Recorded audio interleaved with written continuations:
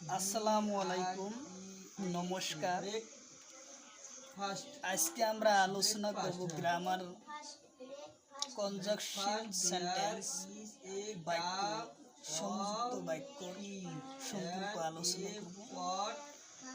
তো অবশ্যই ভিডিওটি সম্পূর্ণভাবে দেখবেন, কারণ এরপর যে কোনো চাকরির পরীক্ষাতে কোশ্চিন আসে। তো অবশ্য আমার যারা ক্লাসটা আরম্ভ করার আগে একটি ছোট্ট রিকোয়েস্ট, যারা আমাদের চ্যানেলে প্রথম এসেছেন অবশ্যই চ্যানেলটি সাবস্ক্রাইব করবেন এবং বেল আইকনটি বাজাবেন। তো প্রথম কোশ্চিনটা হলো 1 নম্বর কোশ্চিন। প্রথম 1 নম্বর কোশ্চিন আছে, Ram Shyam and a Deepak are a friend. Breakfast. Ram, Shyam, Having. Deepak Breakfast. Here conjunction বাক্য কি হবে? দুজন ব্যক্তি তিনজন ব্যক্তির মাঝে সম্পর্ক রয়েছে, তাহলে আমার এই বাক্যর কারেক্ট অ্যানসারটা আমার There. এর কারেক্ট অ্যানসার আসবে এন। কনজাংশন বাক্যটা হলো কি এন্ড, মানে দুজন ব্যক্তি তিনজন ব্যক্তির মাঝে কি বুঝাইছে, তিনজন ব্যক্তির মাঝত সম্পর্কটা বুঝাইছে এন্ড তো কনজাংশন এই বাক্য। তারপরের কোশ্চিন নাম্বার 2। কোশ্চিন নাম্বার 2 এ কইছে কি, question number 2, he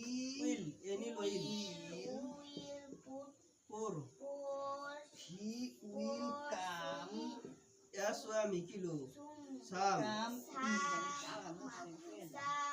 Mary sugar into the cup. Ten. He will intelligent. Drink.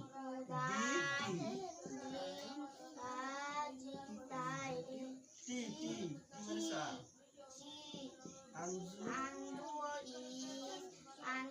তাইলে কইছে যে তেল গিলাস।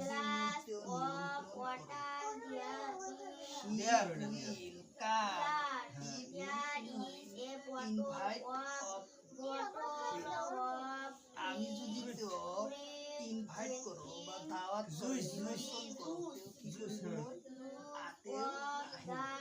তাইলে ইয়ার কনজাংশন বাক্যটা কি হবে, ইয়ার কারেক্ট অ্যানসারটা ইফ।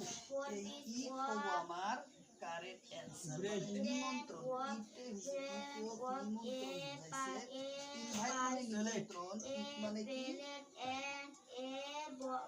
কেউ কি করিব, ইফ পেলে কেউ কি আহিব। ইফ হইছে এই বাক্যর কনজাংশন সেন্টেন্সের নিয়ম বাক্য হলো আমার কারেক্ট অ্যানসার হইছে। তারপরে কোশ্চিন নাম্বার হচ্ছে 3, মিস্টার পুরি। কোশ্চিন নাম্বার 3 হচ্ছে Father waiting. I know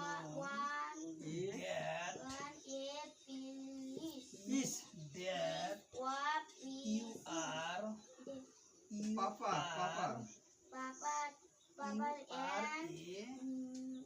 Missing. good boy. Missing. Good boy. Silix.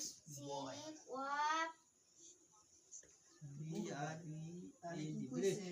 মুই জানো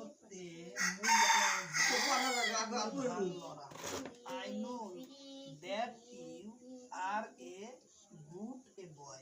মুই জানো তুমি কি একজন ভাল লড়া। তেলে ইয়ার কোন কোশ্চিনটা ইয়ার কনজাংশন সেন্টেন্সে বাক্যটা রাইট হবে। আমার কারেক্ট অ্যানসার হবে দ্যাট মানে কেউ কি তুলনা করছে, তুলনা করছে আমার আর কারেক্ট অ্যান্সার হবো তারপরে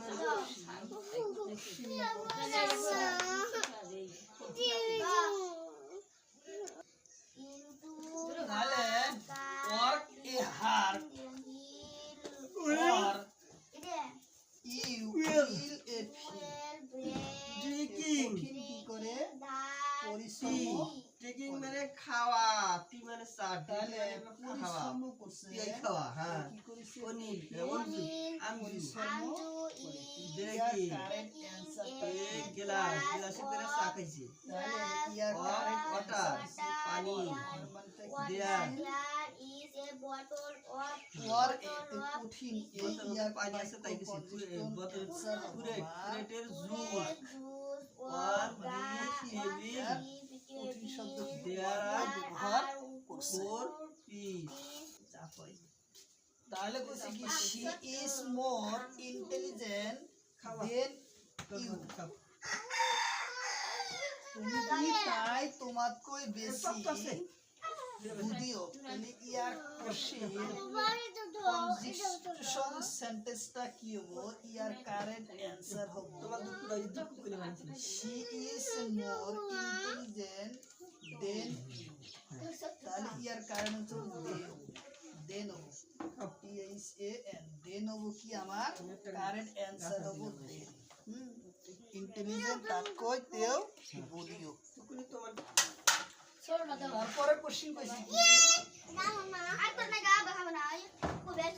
বলো বাচ্চা the book is on the table তাহলে কিতাবখন টেবিলের উপর কি আছে আছে তাহলে আমার ইয়ার কারেক্ট অ্যানসার হবো কি যেহেতু উপর কইছে তাহলে আমার এই বাক্য কিতাবখন মেজর উপরত আছে the book is on the table তাহলে আমার ইয়ার কারেক্ট অ্যানসার হবো কনসিস্টেন্ট বাক্য ওয়ান ওয়ান মানে উপরত বুঝাইছে এই উপরত শব্দ ওয়ান ওয়ান মানে উপর উপরত শব্দ বুঝাইছে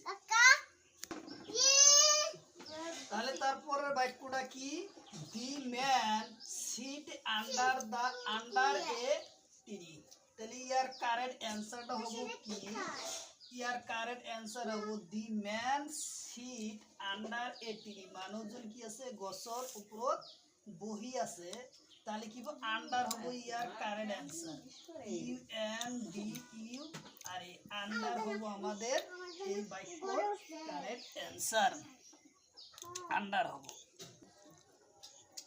তারপরের বাক্যটা কইছে কি আই অ্যাম নট এ আফটার অফ ডেস তাই কি করেছি মুই মৃত্যুকে ভয় নকরো